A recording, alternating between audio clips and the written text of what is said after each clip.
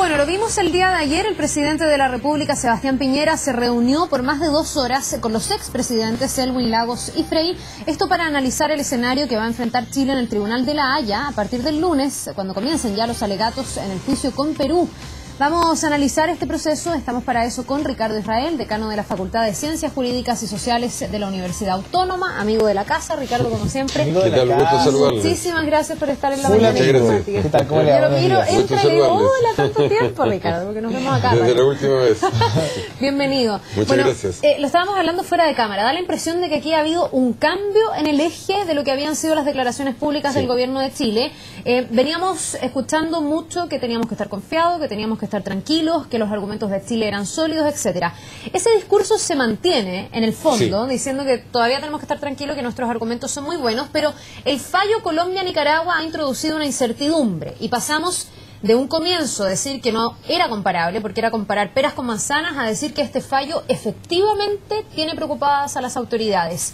¿Esto ha sido un error? ¿Ha sido una buena estrategia? ¿Es bueno verbalizar esta preocupación por parte de las autoridades? Bueno, yo creo que esto tiene un impacto interno más que externo. Muy difícil que esto impacte o tenga influencia en La Haya, pero no hay duda que el fondo de lo dicho es cierto. Lo ha causado preocupación el fallo de Nicaragua-Colombia, que en definitiva fueron 2 fallos. Hace algunos años un fallo que va a ser la base también del chileno, en el siguiente sentido: si valía o no el tratado que tenía Nicaragua con Colombia. El argumento primero de Nicaragua, era que Colombia se había aprovechado de una situación en la cual el país había estado ocupado por Estados Unidos en la década del 20. Y por lo tanto no había un tratado legítimo. Claro, se mantuvo el tratado del 24, pero... Nicaragua lo desconocía. Claro. Se mantuvo la vigencia de ese tratado y eso le dio mucha confianza a Colombia, mucho triunfalismo. Pero ahora apareció La Haya diciendo algo que pareció extraño, que la parte terrestre, es decir, las islas, los cayos, eran colombianos, pero el mar se aplica el principio de equidistancia y le concedió una buena parte a Nicaragua. Quedando algunas islas rodeadas por mar nicaragüense. Ricardo, y eso fue lo que precipitó estas alarmas. Mi duda tiene que ver con algo más de fondo. Frente al fallo Colombia-Nicaragua y al análisis que puede hacer tanto el equipo jurídico de nuestro país como el equipo jurídico peruano, ¿es oportuno desde tu punto de vista, o cómo evalúas tú, que el presidente haya verbalizado su inquietud? Yo creo que vuelvo a insistir que eso yo creo que tiene mayor impacto interno que externo. No creo que haya salido hacia afuera, pero en general lo ideal es mantener una cierta consistencia, porque el minuto que va a cualquier tribunal en cualquier parte del mundo pueden salir resultados a favor o en contra. ¿Es preferible que él guardara silencio? ¿Crees tú, desde tu punto de vista, es preferible que el presidente hubiese guardado silencio, aunque quizás lo que ocurrió entre Colombia y Nicaragua le preocupe efectivamente a su Efectivamente, sí. Aquí hay 2 cosas. Una, que no es bueno hablar de un fallo cuando está a punto de hablar los alegatos, pero es muy bueno demostrar este tipo de unidad que está demostrando Chile, sobre todo considerando el caso colombiano, donde muchas de las reacciones que ha tenido el gobierno se explican por la disputa interna entre el presidente y su mentor, que es hoy día su principal crítico, el expresidente Uribe. Sí, ayer uno escuchaba, porque aquí no solo ha sido la preocupación del presidente Piñera, ayer escuchamos a los expresidentes, ayer fueron 4 presidentes que en el fondo dicen estamos preocupados. Y los expresidentes fueron bastante más duros, como tú decías. Exacto, que el estábamos hablando fuera Piñera. de cámara que yo sentía que Ricardo Lagos y Eduardo Frei fueron incluso más duros y prendieron una alerta mayor que la que prendió el presidente Sebastián Piñera. A mí me dio la impresión de que aquí lo que se trataba de hacer era como enviarle un recado al Tribunal de La Haya. Lo dijo el presidente Lagos, que en el fondo La Haya, teniendo estos fallos salomónicos, ponía o erosionaba su propio prestigio internacional. Lo dijo el presidente Frei al decir que no puede haber fallos salomónicos y que La Haya se tiene que ajustar a derecho. Hay como una instrucción a cómo La Haya debiese fallar. ¿Esos recados llegan a La Haya o estos jueces viven así como fuera del mundo? Y viven de la misma manera o no le toman importancia, porque el proceso está muy estructurado. El proceso está tan estructurado. Incluso Colombia ha hablado de salirse del pacto de Bogotá que lo lleve a la solución pacífica de la controversia, pero ese proceso tomaría más o menos un año si siguen los plazos. Y de hecho lo que nosotros vamos a ver a partir del lunes 3 en los alegatos es una simple lectura de textos escritos ya presentados. Que son los mismos argumentos que ya están en los tomos. Son los mismos argumentos que ya están en la memoria, en las contramemorias. Lo que probablemente va a variar del lenguaje diplomático al que nos están acostumbrados es un énfasis más distinto para tratar de marcar los puntos. Ahora, el punto de fondo que se va a discutir en La Haya y del cual va a depender la suerte es si lo que tenemos con Perú es o no tratado.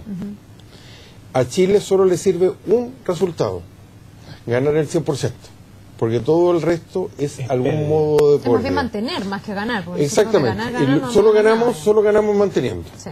O sea, ganamos empatando. La pregunta es si esto debió haber llegado a La Haya o no, y revisemos los puntos en los cuales esto se dio. Fíjense, el origen de esto es lo que conduce a la Convención del Mar, que fija el principio de la equidistancia. Y ahí, quizás, el movimiento que condujo a la Convención del Mar comenzó con Chile, Perú y Ecuador cuando fijaron las 200 millas marinas. De ahí hay un movimiento para tratar de revisar nuevas realidades que termina en 1982 con la conferencia y la posterior Convención del Mar, que fija el principio de la equidistancia, porque a diferencia de las fronteras terrestres, la mayoría de las fronteras marítimas no están definidas.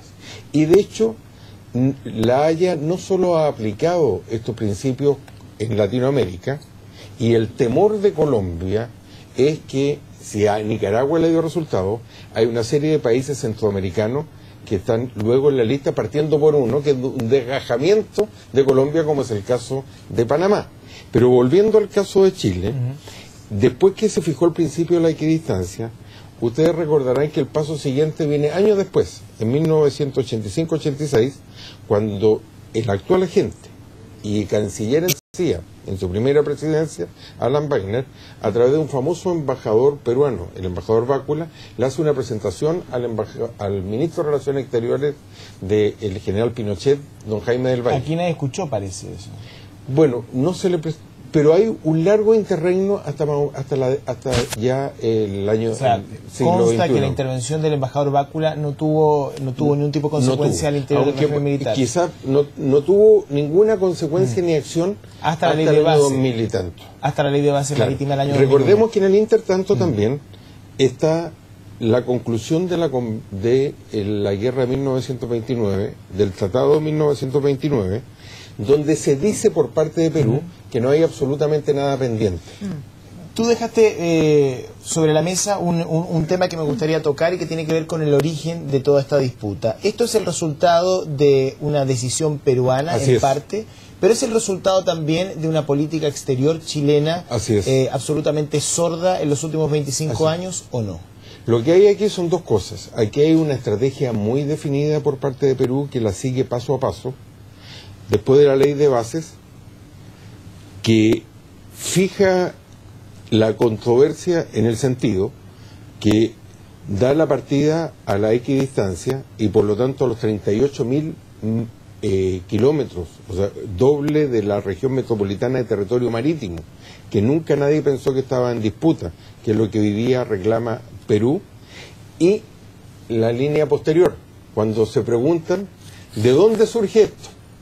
Y ahí hay un movimiento de 200 y tantos metros, que son más o menos 2 hectáreas, si es el hito 1 o la Concordia. Sí, mi pregunta va a las advertencias que tuvimos, a las señales que tuvimos desde eso apunta a lo mismo. Hay una estrategia consistente, sistemática, por parte de Perú y por parte de Chile, de los distintos gobiernos, ha habido una acción reactiva. Nosotros hemos reaccionado a las acciones de Perú, pero no ha habido la misma visión estratégica por parte de Chile. ¿Y cómo lo podría haber hecho Chile? ¿Cómo se resolvía aquello? Porque en el fondo los demandados somos nosotros. Sí, pero si tú te fijas, en el norte, en Perú, de Perú con Ecuador, hubo un acuerdo político, porque en el cono sur, todos los países están delimitados por ese mismo paralelo. Por el mismo paralelo. Incluso La Haya ya ha fallado no solo en Centroamérica, sino en varios otros países. En Medio Oriente, en Medio Oriente, en el Golfo Pérsico, varios petroestados que tienen tan poca diferencia se sometieron voluntariamente y aplicó la equidistancia. Entonces, el punto está con Ecuador. Perú llegó a un acuerdo político, con algo bastante extraño, que lo que justificaba, entre paréntesis o entre comillas, la línea recta era la existencia de unas islas. Pero ahí hubo un acuerdo político. En Chile hubo una decisión estratégica, probablemente para la cual no es casual el tema boliviano. Uno ve una reactivación por parte de Perú siguiendo una definición estratégica de siempre de Perú, que la frontera norte nuestra o la frontera sur de ellos debe estar con Chile y no con Bolivia. Cada vez que se ha acercado a alguna conversación, Perú ha intervenido y esto se ha reactivado a medida que han avanzado o han retrocedido las conversaciones. Y se repiten más o menos los mismos nombres. Este embajador Rodríguez Cuadro, que fue el que le planteó a la ministra Soledad Alvear el tema y fijó incluso un plazo de 60 días, fue el hombre... canciller Rodríguez Cuadro. Ricardo, en esta actitud más bien reactiva que tú señalas por parte de Chile, muchos se preguntan si Chile no debió negarse definitivamente a ir a La Haya y evitarse este conflicto que hoy día estemos en la duda y con preocupaciones, etcétera. Chile desde el minuto se creó unas condiciones en las cuales Chile ya no tenía posibilidad de decir no a La Haya. El punto fue otro, si Chile debió haber hecho o no haber aceptado esta concatenación de hechos y no haber dicho en algún minuto sistemáticamente que esto no era negociable y que era considerado un acto francamente inamistoso. ¿Por qué? ¿Cuál es la gravedad de todo esto para Chile? No son metros más o metros menos, como alguien podría pensar. Es el fondo de lo que permite la estabilidad de las fronteras chilenas. Chile tiene una política de defensa basada en un solo hecho. La intangibilidad de los tratados, por eso son tan importantes. Chile está satisfecho con su arreglo territorial. No reclama ni los territorios que ha ganado, como los que ha perdido, como Patagonia con Argentina. Y un fallo pone en cuestión toda esta base. Por eso es tan peligroso lo que está pasando, lo que podría ocurrir. Y es lo que decía el expresidente Frey, que decía, si en el fondo aquí tenemos un fallo salomónico y perdemos algo, habría que empezar a revisar todas las fronteras, porque esto nos cambia absolutamente nuestro panorama. Lo que pasa es que Chile, por lo mismo, tiene una política donde es prácticamente impensable que se dé esta situación que se está dando hoy día en Colombia, que es un gobierno también respetuoso del derecho internacional. Es de tal modo importante nuestro arreglo territorial, nuestros tratados, que es inimaginable que Chile vaya a rechazar esto. Porque hay muchos escenarios. Fíjate, uno incluso podría involucrar a Estados Unidos. Vamos a ese tema. El senador decía, la Cara lo señalaba también, él señaló, bueno, vamos a escuchar el fallo, vamos a conocer los alcances de este fallo y luego Chile va a decidir qué va a hacer. Y te pregunto, ¿qué puede hacer Chile? Porque eventualmente, frente a lo que va a ocurrir dentro de los próximos meses, la alternativa de salirse del Pacto de Bogotá es una posibilidad. Para Chile no. Hay una carta donde Estados Unidos, lo decías tú, puede jugar un papel de mediador, quizá un papel clave. ¿Qué posibilidades tenemos frente a este fallo? Chile, ¿o tenemos que acatar, respetar y ceder en caso que haya que ceder algo? Incluso Colombia, que yo creo que en definitiva no se va a retirar porque los costos son mucho mayores, pero responde a una situación interna lo de Colombia. El presidente quiere ir a la reelección, apostó a algo de improbable resultado como en la negociación con la guerrilla y viene este mazazo que nadie lo esperaba ni nadie alertó. En el caso de Chile, yo diría que Chile como siempre tiene que cumplir, y aún en el caso de Colombia, aunque se retire, tiene de todas maneras que cumplir con lo fallado. Por lo tanto, no hay otra instancia para Chile. No hay. ¿Y a qué se puede referir entonces el expresidente? Porque deja la sensación como que Chile pudiese no acatar este fallo en caso de ser adverso. Obviamente que Chile no puede acatar, pero las consecuencias serían las mismas que se le criticó a Argentina cuando no aceptó el arbitraje de la Majestad Británica. Chile, yo creo que con toda la tradición que tiene de respeto al derecho internacional, va a respetar cualquiera sea el resultado. Pero el resultado puede no ser solo blanco y negro. Hay uno que es el favorito nuestro, que la Corte diga esto es distinto a cualquier otro, estos son tratados y no tenemos nada que discutir, y se queda tal como está. Pero hay otros hechos. Por ejemplo, uno intermedio, que es que se respeten lo tradicional, las 12 millas, y a partir de ahí surge algún tipo de equidistancia. Una suerte de triángulo más lejos de la costa. O sea, que le dé algo a cada uno de nosotros.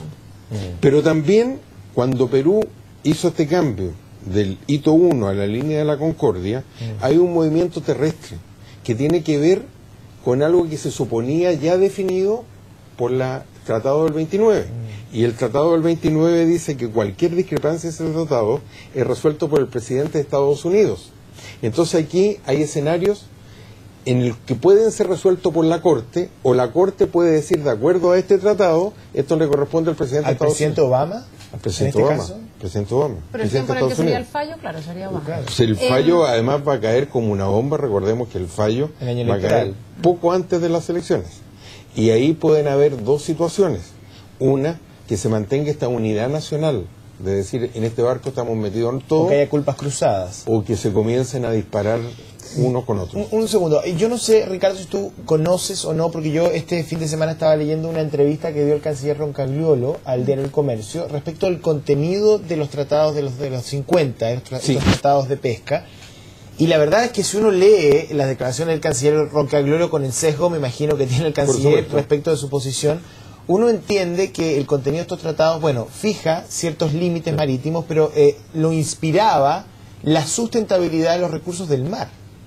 Por lo tanto, uno se pregunta, ¿es o no son tratados de límite? Y esa va a ser la discusión, yo creo, ¿no? Esa va a ser la discusión. Lo que pasa es que para hacer un tratado no necesariamente tiene que tener el título de tratado. Para hacer un tratado no lo tiene, de hecho, no tiene para qué ser excesivamente detallista o reglamentado. Porque no es solo lo que allí está escrito. Hay una práctica de 60 años donde aún en el día de hoy, si alguien cruza el paralelo, es detenido y hay todo un proceso y eso de intercambio. Puede ser incluso interpretado por la Corte como una suerte de prueba de que ese territorio es costura internacional tan válido como lo que está escrito. Incluso hay un decreto de la década del 50 del gobierno peruano donde dice que debe los documentos oficiales referirse a ese límite como el límite marítimo entre ambos países.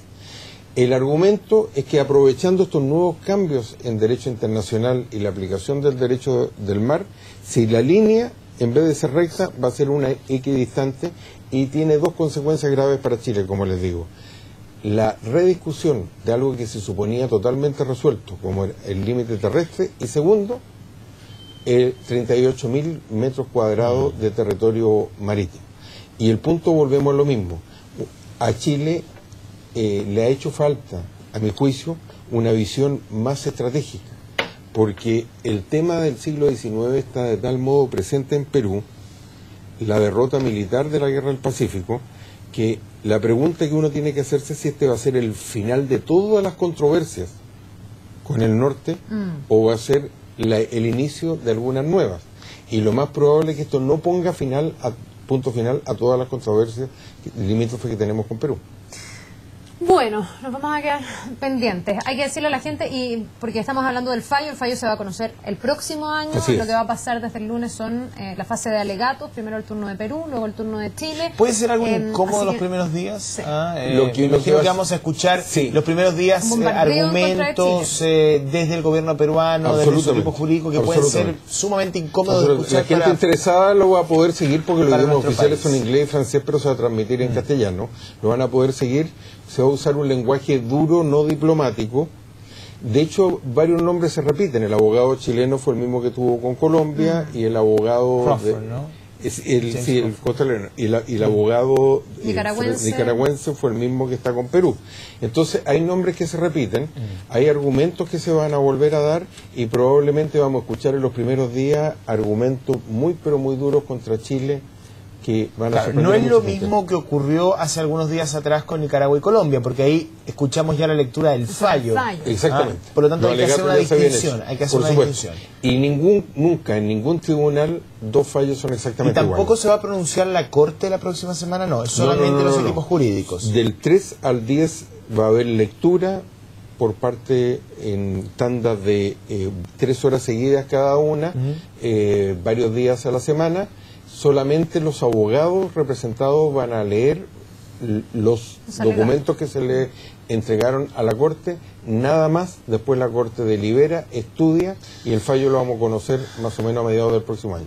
Ya, y ahí sí que vamos a estar hablando mucho más de esto. Claro. Y ojalá todo vaya bien, pero como le digo, para Chile el tema es uno solo. El tema fundamentalmente es que se acepte que lo que nosotros definimos, y que yo pienso que sí lo son, tratados de delimitación marítima, según la Corte lo son. Y también el uso del mar, que decías tú. El uso histórico que se le ha dado, no ha sido cuestionado. Hay hasta esos documentos que tú mencionabas del 2004, 2005, no hay. Todos los documentos peruanos apuntan al reconocimiento. Porque, perdón, me imagino que las embarcaciones peruanas históricamente saben que cruzando esa línea ya están en territorio chileno, más allá de la posición de su propio gobierno. El día de hoy. Y piden autorización, el día de hoy. Por lo tanto, por uso y costumbre se ha si alguien cruza, un límite, ¿no? Es detenido y entregado.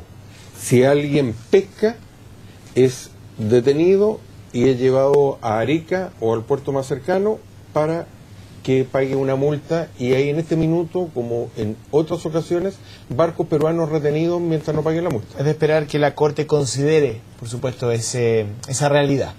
Bien, pues, eso es lo que todos esperamos. Muchas gracias, Ricardo. Gracias a ustedes. Gracias, Ricardo. Que vamos a una pausa nosotros. Ya estamos de regreso.